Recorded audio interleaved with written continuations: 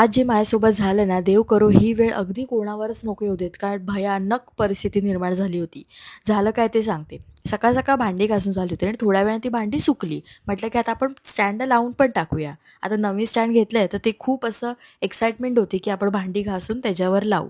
तर त्याच्यावर ऑलरेडी एक मोठं स्टीलचं पतीर होतं आणि ते खूप जाड आणि त्याच्या साईडला अगदी धारदार, म्हणजे खूप धारदार असं ते पतीर आहे स्टीलचं. हेवी आहे, जाड पण आहे. तर ते ऑलरेडी होतं आणि त्याच्यासोबत मी परातसुद्धा लावायला जात होती.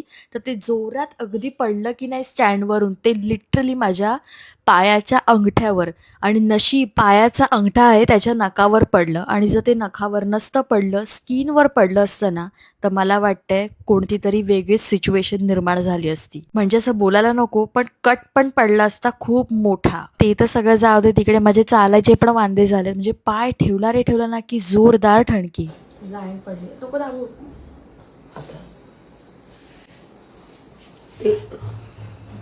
पाय ठेवायला पण हे होतं याचा त्रास. आयडेक्स नाही आहे काय आपल्याकडे तोपर्यंत? ते बर्फ टाकलं मगाशी तेव्हा पण जोरात कळ झाली. आयडेक्स बघ. मम्मी पण खूप जास्त घाबरलेली आणि भाऊ सुद्धा. मम्मीने इकडे आयडिक्स लावायला सुरुवात केली. का तर ॲटलिस्ट थोडंसं तरी रिलीफ मिळेल. माझं तर काय दाखवायचं आणि काय नाही, माझं तर मला काय सुचतच नव्हतं. पण भाऊ तुम्हाला दाखवेल की किती मोठा तो पतीर होता. बघताय तुम्ही, स्टीलचा, आणि ते पण एकदम धार आहे त्याला आणि हेवी पण आहे.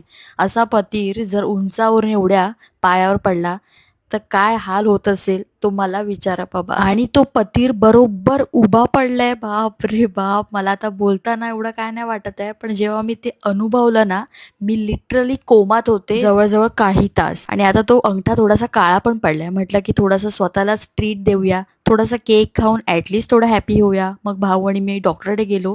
डॉक्टरांनी औषध दिलं, तात्पुरता पेन रिलीफ झाला. इंजेक्शन पण घेतलं त्या पेनसाठी. म्हणजे विचार करा काय भयानक पेन होता. असो, आजचा दिवसभर असाच गेला झोपून खाऊन पिऊन. आणि आता तर पायाला सूज पण आलेली आहे. तुम्ही बघता तो काळा पार्ट तिकडे लागलं होतं भाईसाब. नेक्स्ट डे मॉर्निंग मी मंदिरात जाऊन आले आणि आता थोडंसं बेटर वाटतंय. आणि आतापर्यंत तुमच्यासोबत सगळी लाईफ मी शेअर करत आले. तसंच म्हटलं की आपण हा सुद्धा व्हिडिओ शेअर करावा. चला, see you in the next video. Take care all, bye.